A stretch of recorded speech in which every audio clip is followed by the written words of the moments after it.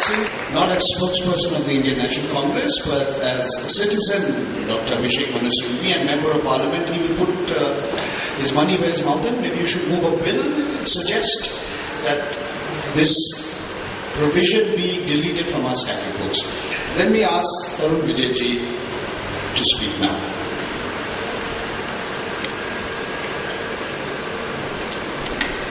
I thank Kendall for holding such a wonderful conclave where people from various streams can exchange their views. Friends, everyone likes freedom. From ants to human beings, they want to live a life unshackled. And that's the aim of the living also when we say moksha. That's also a state of absolute freedom. And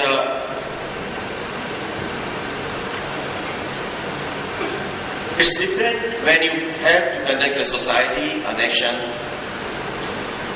Then the freedom cannot be absolute. It is bound. It comes attached with duties. You cannot have absolute freedom to do whatever you want to do in the name of enjoying freedom.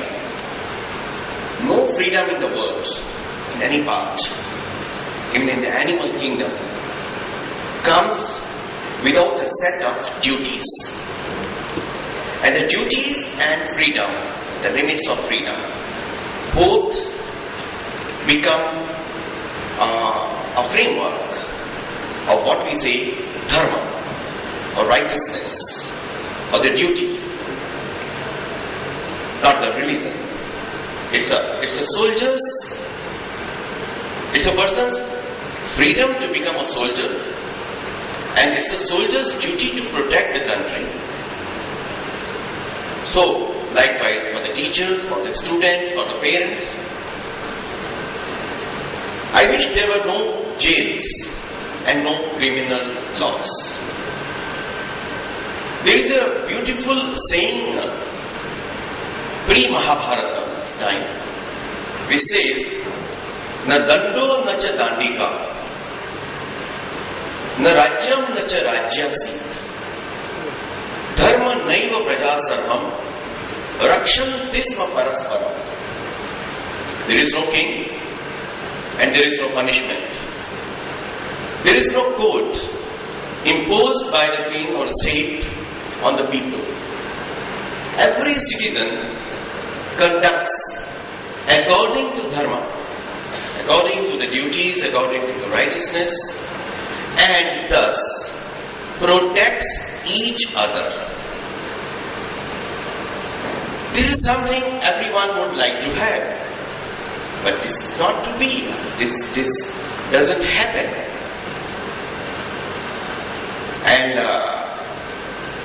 following my friend Mr. Sanghvi, I would like to clarify now at the very outset. I am not speaking as an MP or on behalf of my party. I am speaking as myself. So this is the concept of freedom everyone would like to have. Everyone. And everyone is entitled to have it.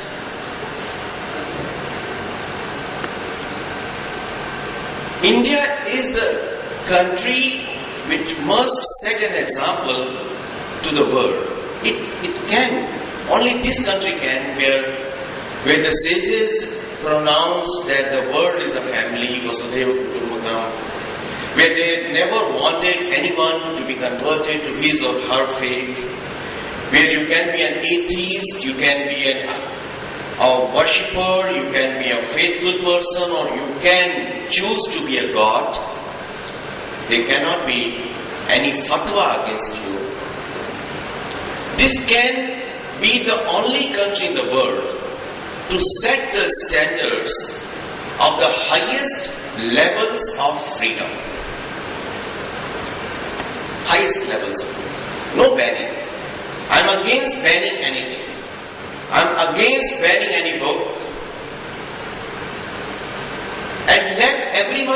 express the way he or she wants to express.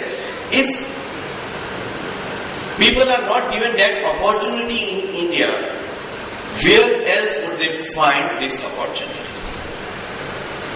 And I'm very proud that in spite of serious differences with the treasury benches, with the government on many issues, and opposing the way some of the voices were suppressed, my country stands out as one of the greatest examples of a vibrant democracy and pluralism, and I'm proud of it.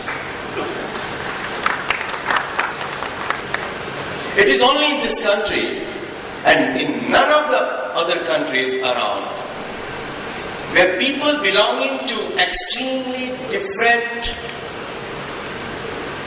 viewpoints can share a dais without knowing exactly about the organization of the kingdom, having never met the organizers. But because we wanted to share, and that makes India, India. That makes India, India. The problem arises when a set of people want a freedom of their kind for themselves, but refuse to give the same kind of freedom to the others. And there had to be some limits. There are NSCN people, IM and Khaplang in Nagaland, who want freedom from India. There are PLA people in Manipur, People's Liberation Army in Manipur, who want freedom from India, who want that Indians must leave Manipur, and Indians means, There are people in Kashmir who want separation from India, and they want a freedom of expression and a freedom to secede. There are people in Chhattisgarh and other parts who want to kill farmers, laborers, security persons, because they think that their kind of ideology must have a freedom to wage a war against the state, liberate the people, have the dictatorship of the proletariat through armed revolution. And they must have this freedom. And there are people who feel that in spite of having convicted by a court of law, not by a kangaroo court, not by a Maoist court, not by a jihadi court, but a court which has the authority of constitution and law, must get the highest position in the governance and must share the dais to have public debate. So these issues have to be discussed and debated. Can you have this kind of a freedom? And will this kind of a freedom will be accepted in any civil society? That is a moot question. You want to have freedom to have a Nizam Mustafa? Well, if you want to enjoy that freedom, will you give the freedom to other people who would not like to subscribe to your kind of a Nizam Mustafa? And to say, sir, I do not accept your idea and I am in complete opposition to what you are trying to establish. I will be killed. I will be killed. My family will be exiled. Women would be raped, and not a single newspaper would be allowed. Not a single newspaper would be allowed to have their pains and anguish expressed in their columns. You have the freedom to say that I want this kind of a revolution. Well, have it. But do you give the same kind of a freedom to the others who oppose that your kind of a freedom in infringing upon my freedom, and your freedom ends when it violates my area of freedom? You have a freedom to say, every parent loves his children. you have to be a parent, a father or a mother, to feel that warmth, love and affection. You want to have the freedom that your parents must get your child, get you out of the jail, because the judiciary is bad and kangaroo. 1 minute judgment. Would you ever give that freedom to those parents whose children, 14 years, 15 years, 16 years, were slaughtered in their courtyard before their eyes for refusing to send the children to join the Maoist guerrilla mafia? Will you? You love your parents.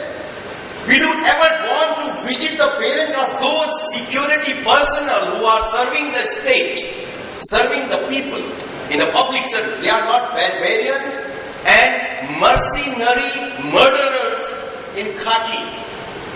They are also children of some parents. They have their mother, they have their father. And those teachers, I have adopted 2 children whose parents were slaughtered before. They don't kill, they slaughter before their eyes. And more than 400 children have been left destitute in Chhattisgarh by these Maoists because their parents refused their children to join their army. I mean, freedom is a concept which must respect the civil human values, which must respect the national sentiments. You cannot have a freedom to break the country. You cannot give the freedom to put up arms and get money from foreign agencies, from foreign powers. Money, arms, ammunition and all logistic support you get from enemy countries, and then you want to have a freedom to wage a war, wage an armed struggle for whatever reason, for whatever cause. There the freedom, the periphery of freedom must be questioned and discussed. I am very much in favor to analyze and have a relook at seditions, at those acts and laws which deal with the sedition. But you cannot mock at it. There are people who are working against the country, and there are people like the Naxals and Maoists and the left kind of people who are virtually terrorists, extortionists. I had been with them, I had traveled in their areas, and I had asked only one question. You have your dreams and you have your ideas. Give me one village where you think that here is the Maoist heaven. Here are the girls who are progressing. Here is the farmer who is having more harvest. Here are the young people imbibed and rejuvenated with their ideology are marching ahead. They are enemies of humanity. For such people, I think terrorism laws should be applied. And as I said earlier, let everyone enjoy maximum of freedom, but without violating the civil human values. Namaste and thank you.